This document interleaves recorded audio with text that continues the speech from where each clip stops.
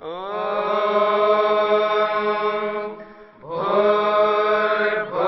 स्वः तत्सवितुर्वरेण्यं भर्गो देवस्य धीमहि धियो यो नः प्रचोदयात्।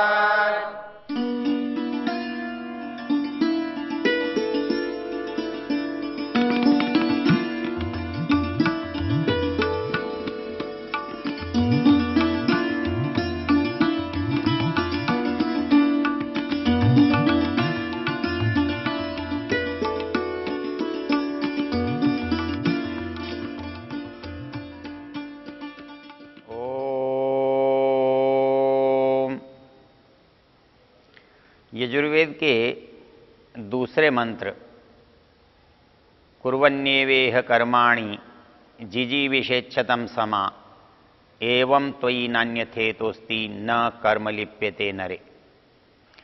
इस मंत्र का पूरा व्याख्यान समस्त गीता के रूप में है और इसके व्याख्यान देते हुए श्री कृष्ण जी कहते हैं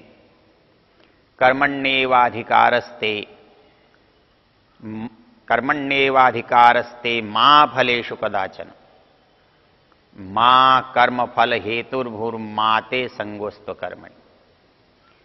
मनुष्य जो कर्म है उसको कुछ सोचकर करना चाहता है वो कर सकता है, क्योंकि मनुष्य करता है और कर्म करने का स्वातंत्र्य उसके पास है।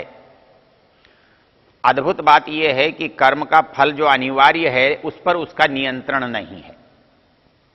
वो फल मिलेगा, कब मिलेगा, कैसे मिलेगा, कितना मिलेगा, ये इसको जानकारी नहीं है।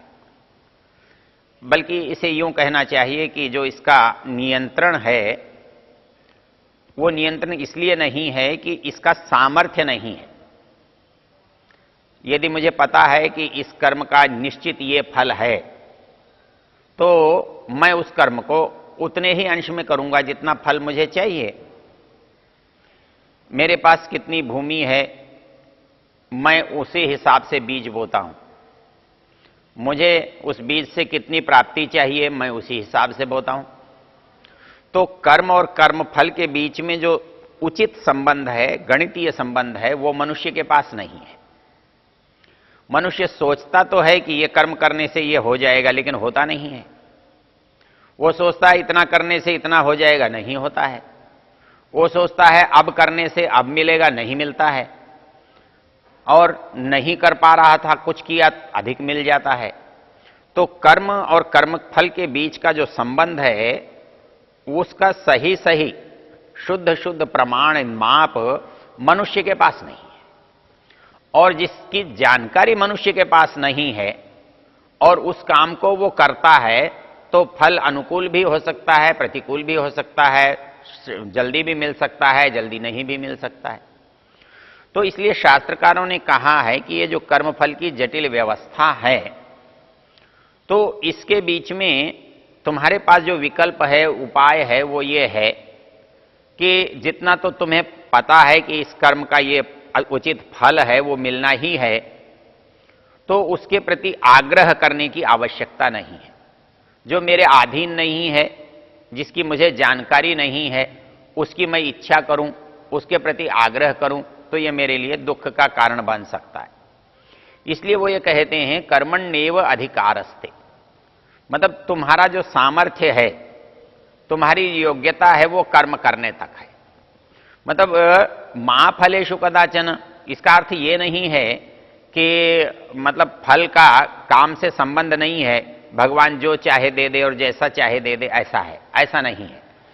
निश्चित रूप से किसी कर्म का एक निश्चित फल तो होगा ही, नहीं तो आम के पेड़ में और बबूल के पेड़ में अंतर क्या होगा? क्योंकि जैसा कारण होगा वैसा कार्य होगा, जैसा कार्य होगा वैसा फल होगा। तो ये कार्य कारण में फल में ये संबंध है। अंतर क्या है कि वो जो फल है कितना है, कैसा है, कब है, उसकी जानकारी हमारी यथातथ्य नहीं है, हो भी नहीं सकती है। उसकी बहुत जटिलता है कि जो जन्म जन्मांतर के संस्कार हमारे अंदर हैं, कर्मों के हैं, और वो सब कर्मों के मिलने के बाद के वो फल को देने वाले बन रहे हैं। तो मैं वर्तमान के कर्म को देखकर फल की कल्पना करता हूं और परमेश्वर मेरे पिछले और वर्तमान कर्मों को मिलाकर के फल देता है। तो इसलिए मेरे फल में और परमेश्वर द्वारा दिए जाने वाले फल में गड़बड़ हो जाती है, परिणाम भिन्न भिन्न हो जाता है, बदल जाता है। तो ये परिणाम निश्चित रूप से बदलना है, ये बदल सकता है। तो इसलिए मुझे कर्म तक सीमित रहने की बात कही गई है, फल के लिए आग्रह करना छोड़ने के लिए कहा गया है। वो कहते हैं मां फलेषु कदाचन, क्योंकि प्रश्न यह है कि फल नहीं है ऐसा नहीं है, फल तो है और फल है, लेकिन फल पर मेरा अधिकार नहीं है। मतलब जैसे कर्म मैं चाहता हूं वैसा कर सकता हूं, वैसा कर लेता हूं, उतना कर लेता हूं, लेकिन मुझे उतना ही उसी प्रकार का फल मिले ये होता नहीं है। तो इस फल पर मेरा अधिकार नहीं है, मैं उसको पैदा कर सकूं, प्राप्त कर सकूं, ये मेरी सीमा में, मेरे सामर्थ्य में नहीं है। तो इसलिए कहते हैं मां फलेषु कदाचन। अब संकट कहां पैदा होता है? वो संकट ये पैदा होता है मां कर्म फल हेतुर्भु, जब मैं कर्म करता हुआ फल की कल्पना से, फल की आशा से, फल की इच्छा से कर्म करता हूं, तो फल के प्रति मेरा कर्म कारण बन जाता है। और वो कारण फल अनुकूल न होने पर, फल प्रतिकूल होने पर, कम अधिक होने पर मुझे अप्रसन्नता देने वाला हो जाता है, मुझे दुख देने वाला हो जाता है, मुझे कष्ट देने वाला हो जाता है। तो मुझे उस कष्ट से बचना है। तो मुझे उस कष्ट से बचने के लिए क्या करना होगा? मुझे उसका कारण नहीं बनना चाहिए, मुझे उसका हेतु नहीं बनना चाहिए। अर्थात मैं काम करते हुए उसको उसके फल से न जोड़ूं, क्योंकि काम करूंगा फल परमेश्वर देगा। परमेश्वर देगा मतलब परमेश्वर इच्छा से नहीं देगा, परमेश्वर मर्जी से किसी को दे किसी को न दे ऐसा नहीं करेगा। परमेश्वर की इच्छा का अभिप्राय परमेश्वर की व्यवस्था से है।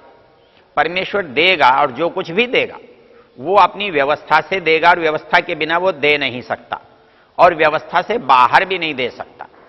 तो ऐसी स्थिति में वो फल मिलना है, लेकिन मेरे से उसका संबंध बनेगा नहीं। इसलिए शास्त्र ये कहता है मां कर्म फल हेतु भू, तो जो कर्म का जो फल है उसके लिए तू कारण मत बन। क्यों? कारण बनने से क्या हो जाएगा? कारण बनने से इच्छा पैदा हो जाएगी, आसक्ति पैदा हो जाएगी, मोह पैदा हो जाएगा। और जब कोई चीज मेरी इच्छा के प्रतिकूल होती है, कोई चीज मुझे मोह भंग करने वाली होती है, तो ये जो चीज होती है तब मुझे कष्ट अधिक होता है, दुख अधिक होता है, पीड़ा अधिक होती है। तो उस पीड़ा को मैं चाहता नहीं हूं और कर्म को चाहता हूं, इसलिए मुझे अधिक से अधिक कर्म कष्ट का कारण बन जाता है, आसक्ति का कारण बन जाता है। हमारे लिए वो फल के लिए जोड़ देता है हमको बुरी तरह से कि हम उस कार्य को तभी करना चाहते हैं जब हमें वो फल मिले। इसके लिए शास्त्र एक बात कहता है कि शास्त्र ये कहता है कि मुझे आसक्ति न हो, ऐसा क्या हो सकता है? कहता है कि कर्म कुर्वन्येवेह कर्माणि जिजीविषेच्छतं समा एवं त्वयि न अन्यथा इत अस्ति। कहता है दुनिया में और कोई ऐसा उपाय नहीं है, दुनिया में इस कर्म फल के दुखों से बचने का दूसरा कोई रास्ता नहीं है, और केवल एक ही रास्ता है, और वो रास्ता है माते संगोस्त्वकर्मणि। कहता है कि मुझे जो आसक्ति है, जो संग है, वो यदि मैं उससे छूट जाऊं, मैं उससे बच जाऊं, तो कर्म मुझे करना है, करना होगा, करना चाहिए। तो वो मैं बिना आसक्ति के करूं ये संभव नहीं लगता। मतलब समाज में कोई व्यक्ति बिना फल की इच्छा से कर्म करो तो ऐसा लगता है नहीं ये कर्म कर सकता है, ये किया जा सकता है। ऐसा लगता है जैसे मुझे किसी चीज की आवश्यकता तो है नहीं और फिर मैं वो काम करूं जिसकी मुझे आवश्यकता नहीं है, वो काम मैं क्यों करूंगा, मेरे मन में करने की इच्छा ही क्यों होगी। तो ये कहने में एक अंतर है। अंतर ये नहीं है कि मतलब जो कर्म मैं करूंगा उसका फल नहीं होगा। अंतर ये है कि फल देने का उत्तरदायित्व तो मैं परमेश्वर पर छोड़ दूं, पर मैं जो व्यवस्था पर छोड़ दूं।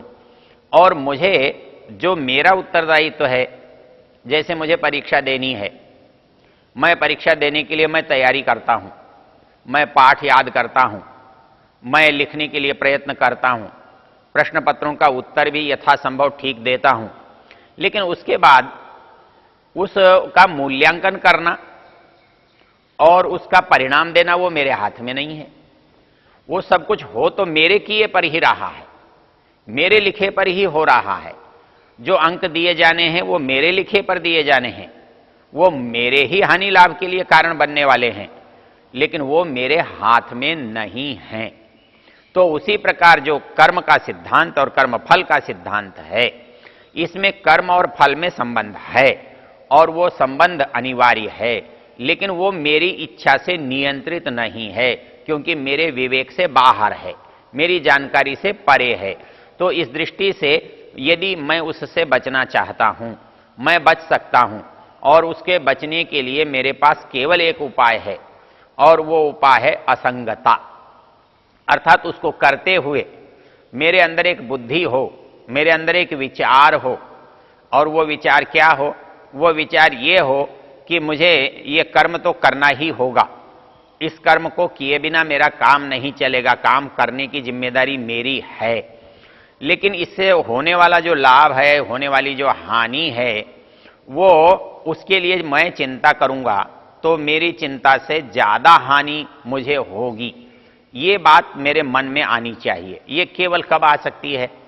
वो कब केवल तब आ सकती है जब मैं इस कर्म की जटिलता को समझूं। झगड़ा सारा क्या है? किम कर्म किम अकर्मेति कवयोप्यत्र मोहिता। तो झगड़ा बाहर के कर्म करने का नहीं है।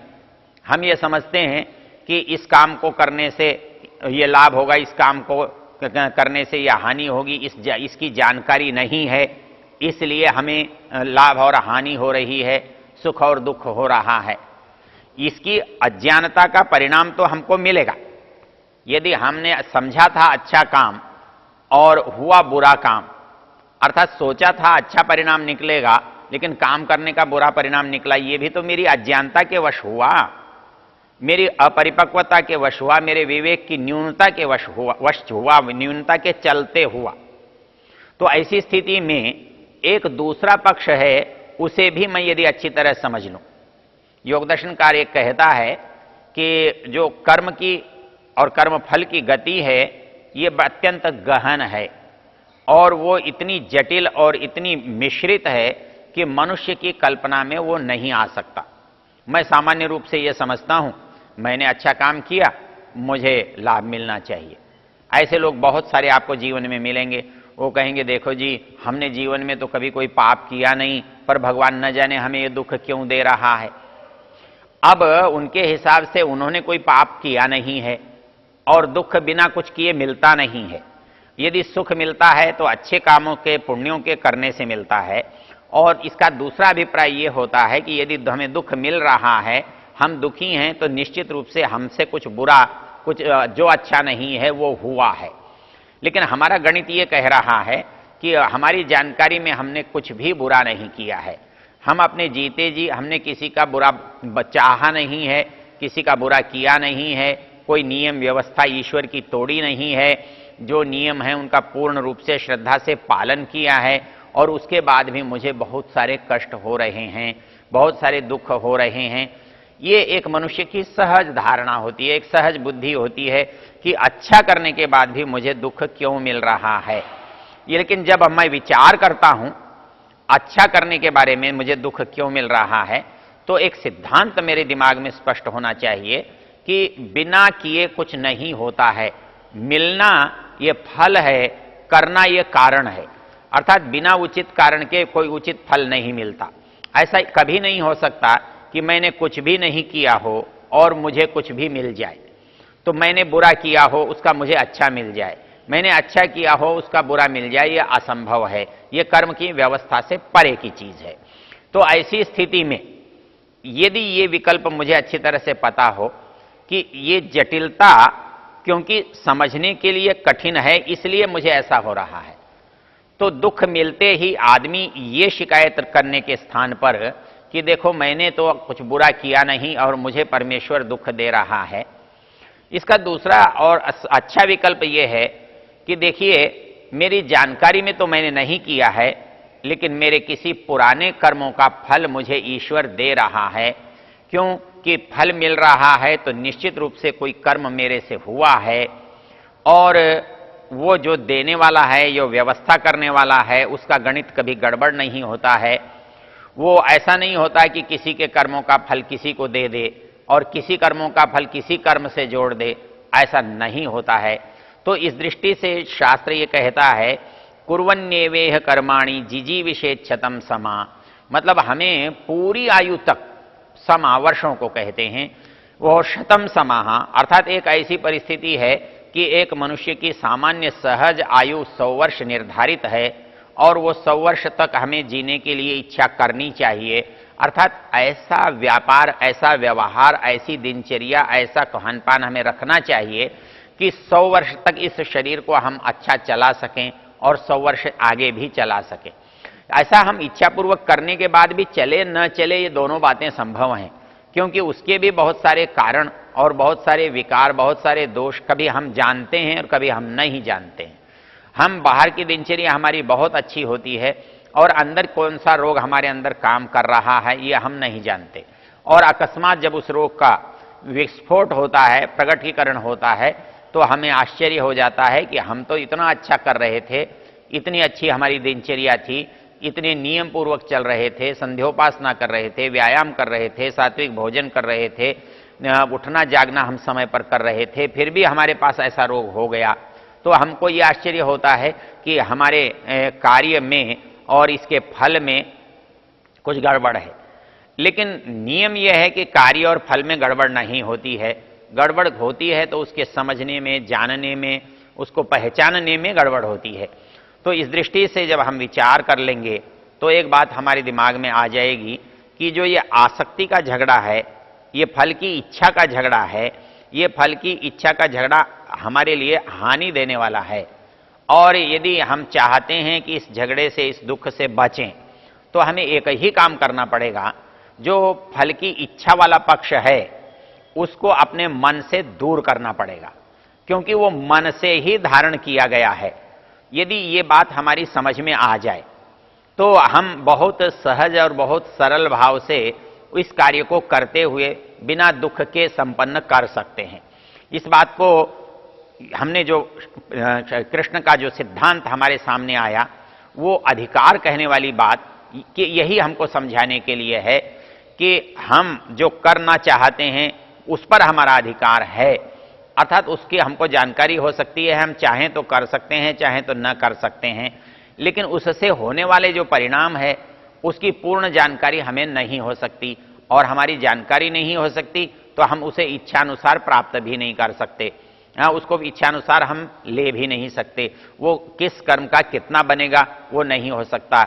इसके लिए उन्होंने कहा कि एक प्रकार बना सकते हैं, एक तरीका बना सकते हैं कि हम इस सब के होने के बाद, कर्म होने के बाद, कर्म फल होने के बाद, कर्म का परिणाम दुख होने के बाद, फिर भी हम अपने को बचा सकते हैं केवल तब जब हम कर्म के फल को देखते हुए उसको अपनी आसक्ति से दूर रखें, अपने को आसक्त होने से बचाएं।